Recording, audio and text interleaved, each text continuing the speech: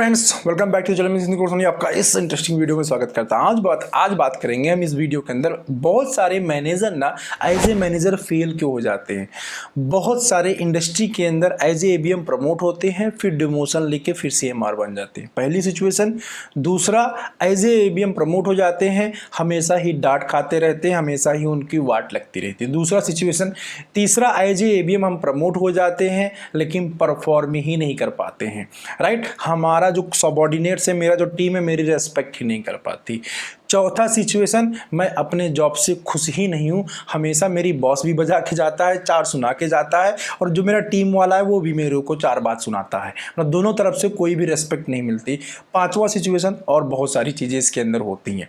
तो एक area manager ना फेल क्यों हो जाता, कौन से ऐसे रीजन होते हैं जिसकी वजह से एरिया मैनेजर फेल हो जाता है, कौन कौन सी चीज़ें नहीं कर पाता है, आज उसी चीज़ को इस वीडियो के अंदर एड्रेस करेंगे।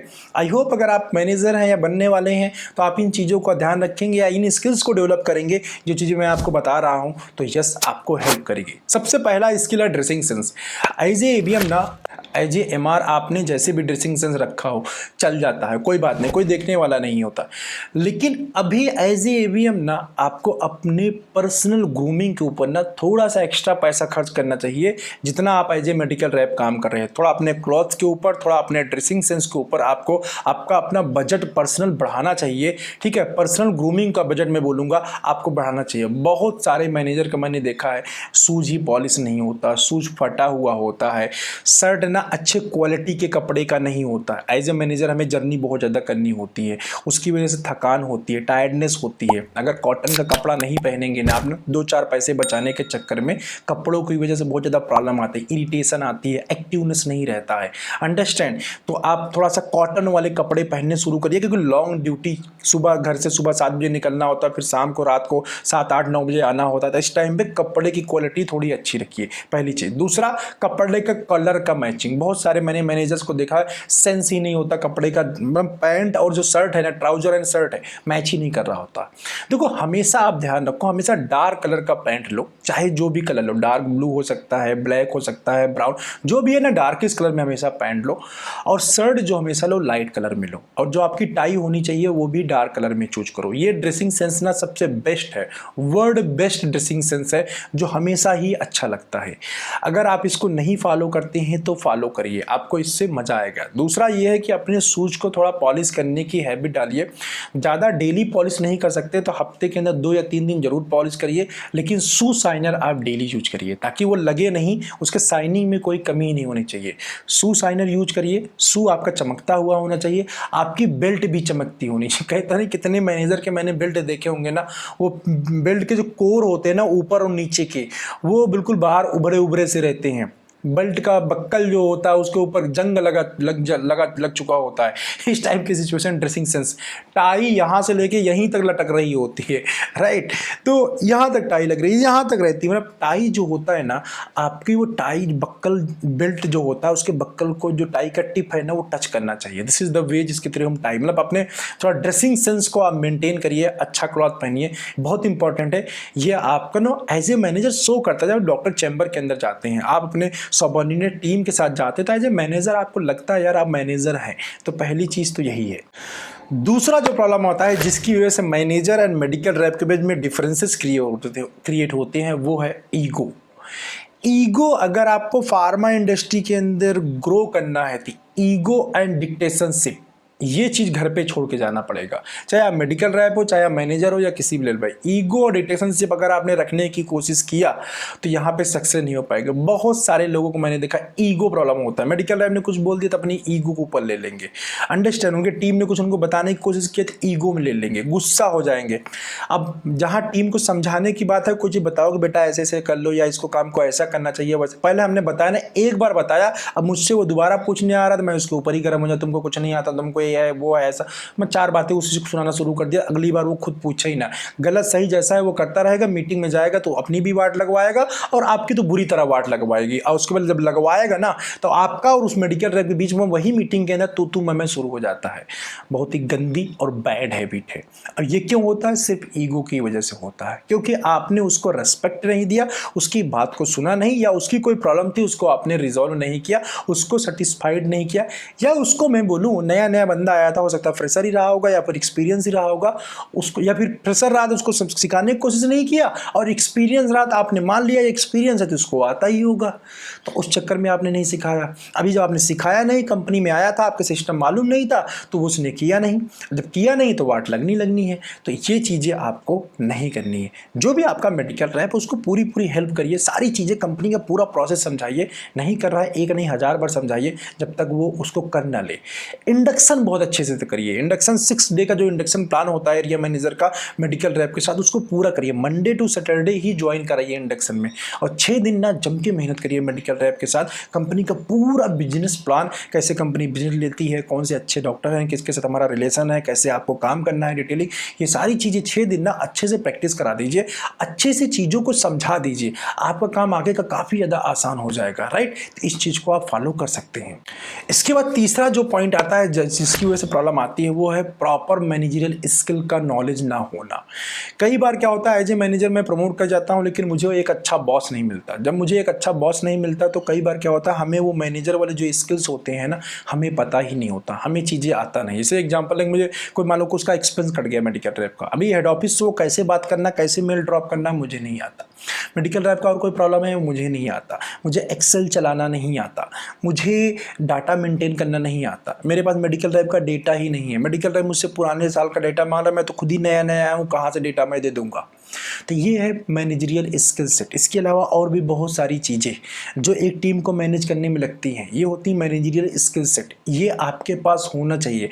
डेटा मैनेजमेंट डेटा मैनेजमेंट आपके पास में होना चाहिए। आप क्यों, भले ही क्यों नए आए हो, आप अपने बॉस से मांगिए, उनसे पूरा डिटेल लीजिए, कंपनी का प्रॉपर फंक्शनिंग करने का क्या सिस्टम है, किस प्रॉब्लम के लिए किसको रिपोर्ट करना होता है, कहाँ मेल लिखना होता है, ये सब चीज़ें प्रॉपर पता होनी चाहिए और आपको आना चाहिए। नहीं आता है, गूगल में मेल डालना सीख लीजिए, आप वहाँ से लर्न कर सकते हैं, उसके थ्रू लिख सकते हैं। ये आसान होता है, बहुत मुश्किल नहीं है, 2-4 बार करेंगे सीख जाएंगे। जिस टाइप की प्रॉब्लम के लिए मेल डालना है उस टाइप की प्रॉब्लम के लिए गूगल में सर्च कर लो, आपको मिल जाएगा, उसमें थोड़ा अल्टरेशन करो और लिख दो एक अच्छा सा मेल कंपनी को, आप सीख सकते हैं। तो बहुत सारी से मैनेजरियल स्किल्स होते हैं फ्रेंड, कुछ मैंने आपको बताए, और इसके अलावा बहुत सारी चीज़ें होती हैं, वो आपको आनी चाहिए। जिन लोगों को नहीं आता वो प्रॉब्लम से भागने की कोशिश करते हैं, चाहे मेडिकल रैप का प्रॉब्लम हो, चाहे स्टॉकिस्ट का प्रॉब्लम हो, चाहे अप्रूवल का प्रॉब्लम हो, और कई बार अपने बॉस के सामने ना डरते रहते हैं, सर बॉस ये काम करा दो, बॉस वो काम करा दो, फोन पे काम कराना चाहते हैं। बॉस मैंने फोन करके बोला था, फोन से काम नहीं होता, काम होता है आपके मेल ड्रॉप करने से। जो ऑफिशियल कम्युनिकेशन वे है कंपनी के अंदर वो मेल है। आप फ़ोन एंड व्हाट्सएप पे फॉलो अप ले सकते हैं, लेकिन जो प्रॉपर वर्क लेना है आपको, किसी भी प्रॉब्लम के लिए, कुछ भी आपको डिमांड करना है, रिक्वेस्ट करना है, या किसी को कुछ पैसा डिडक्ट हो गया उसका रीजन जानना है, सभी केस के अंदर आपको पर्टिकुलर कंसर्न डिपार्टमेंट में आपको मेल ड्रॉप करना चाहिए। तो वो चीज़ आनी चाहिए आपको, राइट। कोई नया अपॉइंटमेंट स्टॉकिस्ट का करना है, क्या पेमेंट सिस्टम होगा, क्या, ये सब चीज़ें बेसिक्स आपको एज ए मैनेजर पता होनी चाहिए। जब आप कंपनी आप ज्वाइन करते हैं उसी समय अपने बॉस से सारी चीज़ें पूछ लीजिए, नहीं पता है तो, बट आपको ये सारी चीज़ें पता होनी चाहिए।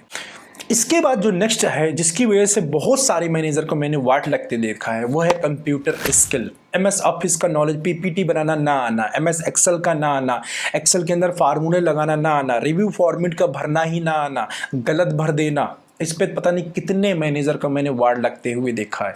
इससे वो अपनी वार्ड भी लगवाते हैं, आ बैल मुझे मार, मीटिंग के अंदर आ बैल मुझे मारने वाला सिचुएशन भी क्रिएट करते हैं, राइट। मैंने बहुत ज़्यादा देखा हुआ है।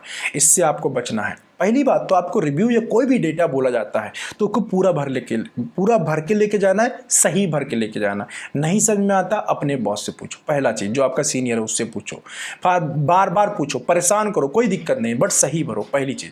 दूसरी बात यह है कि आपको MS एक्सेल नहीं आता, मान लीजिए, एक्सेल का बहुत इंपॉर्टेंट रोल होता है फ्रेंड सेल्स के अंदर, राइट। अगर आप मैनेजर बन रहे हैं तो मैं आपको बोलूँगा आपको सेल्स एक्सेल जो होता है ना उसका मास्टर होना चाहिए। जितना ज़्यादा आप एक्सेल आता होगा आपको उतना ही ज़्यादा एज ए मैनेजर काम करने में मज़ा आएगा, ठीक है। आपको डेटा को इंटरप्रेटेट कर पाएंगे, अदरवाइज नहीं कर पाएंगे। और ये एक्सेल कहाँ सीखा जा सकता है? यूट्यूब जिंदाबाद है, यूट्यूब से आप एक्सेल पूरा सीख सकते हैं free of cost, there is no charge, right. वहाँ जाके आप एक्सेल सीख सकते हैं, कैसे कैसे एक्सेल के ऊपर काम किया जाता है, फार्मूला कैसे लगाया जाता है, डेटा को मैनेज कैसे किया जाता है, चीज़ें क्रिएट कैसे की जाती है। सेम ऐसा प्रेजेंटेशन कैसे बनाया जाता है, पीपीटी कैसे बनाया जाता है। ये 2 स्किल जो है MS ऑफिस के अंदर आपको बहुत अच्छे से आना चाहिए। अगर आपको नहीं आता इसको सीखिए, नहीं सीखेंगे आज के टाइम में ना जॉब नहीं चल पाएगी। मैनेजर आप एज ए मैनेजर आपकी हमेशा ही वाट लगती रहेगी। इसके ऊपर आप ध्यान दो, इसको आप मेंटेन करो। इसके बाद जो नेक्स्ट है वो है पुअर कम्युनिकेशन। अपने टीम के साथ या सीनियर के साथ में कम्युनिकेशन गैप क्रिएट कर देना, ठीक है। फॉलो अप ना लेते रहना, मेल ड्रॉप ना करना, व्हाट्सअप ड्रॉप ना करना, फॉलो अप फ़ोन पे सिर्फ लेना, ये सब पुअर कम्युनिकेशन की निशानी है। आपने अपने मेडिकल रेप को बोला कोई काम करने के लिए 1 बार 2 बार 5 बार 10 बार, उसने नहीं किया, मीटिंग में जाओगे वाट लगेगी। क्यों लगेगी? आपके पास कोई प्रूफ ही नहीं, आपने फ़ोन करके बोला था। अंडरस्टैंड? प्रूफ किस चीज़ का? मेल का होना चाहिए।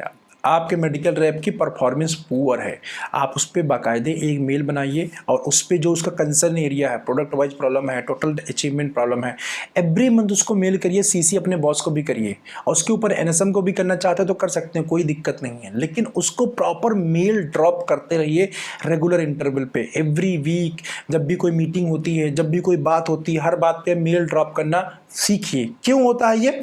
इससे 2 फायदे। एक तो पहली बात, जो कंसर्न एरिया है उसके बारे में अपने मेडिकल रेप सबऑर्डिनेट को बताना, समझाना, चीज़ों को आगाह करना, कोई एक्टिविटी करना तो उसके बारे में बताना। दूसरा, व्हाट्सएप के थ्रू आप कम्युनिकेट कर सकते हैं। इससे एडवांटेज ये होता है कि पहली बात उसको चीज़ें पता चल जाती हैं, पहली बात ये। दूसरा, जब कभी मीटिंग के अंदर ये बात आएगी आपने बोला था उसने नहीं किया, तो आपने बोला था इस बात का वो प्रूफ रहेगा कि आपने अपनी टीम को बोला था करने के लिए, उसने किया नहीं।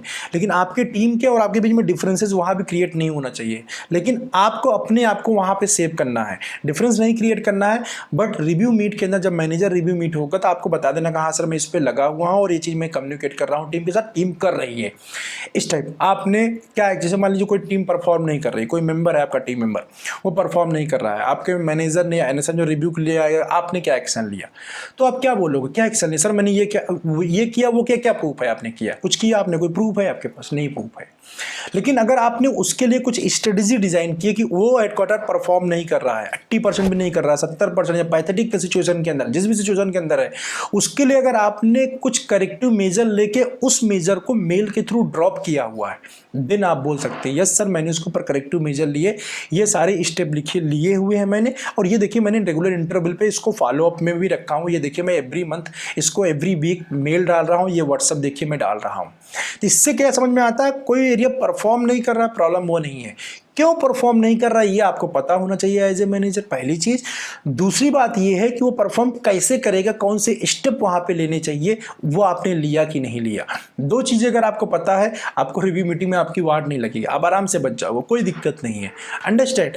तो फ्रेंड ये छोटी छोटी सी चीजें थी जो हमें एक इफेक्टिव और बहुत अच्छा मैनेजर बना देती हैं। जब हम अपने मैनेजरियल वर्क हम कर रहे होते हैं वहाँ पे इन चीज़ों को हम फॉलो करते हैं तो, और ये चीज़ें जिसकी वीक होती हैं उसकी एज ए मैनेजर वाट लगाई जाती है, और कई बार वो डिमोशन ले चला जाता है, डीमोटिवेट बहुत ज़्यादा मैनेजर के वर्क से हो जाता है, एज ए मैनेजर बहुत ज़्यादा परेशान होने लगता है, राइट। तो अगर ये चीज़ें अपने आप का इम्प्रूव कर लेंगे तो एज ए मैनेजर आपको काम करने में मज़ा आएगा। और यस, आपको अगर ये वीडियो हेल्पफुल लगा हो तो एक लाइक ज़रूर कर दीजिएगा, जिससे मुझे भी काफ़ी ज़्यादा मोटिवेशन मिले, मैं आप लोगों के लिए ऐसे ही वीडियो क्रिएट कर सकूँ, राइट। चलो बस इस वीडियो में इतना ही। चैनल पर नए हो तो सब्सक्राइब कर लो। मिलते हैं ऐसे किसी इंटरेस्टिंग वीडियो में नेक्स्ट टाइम। बाय।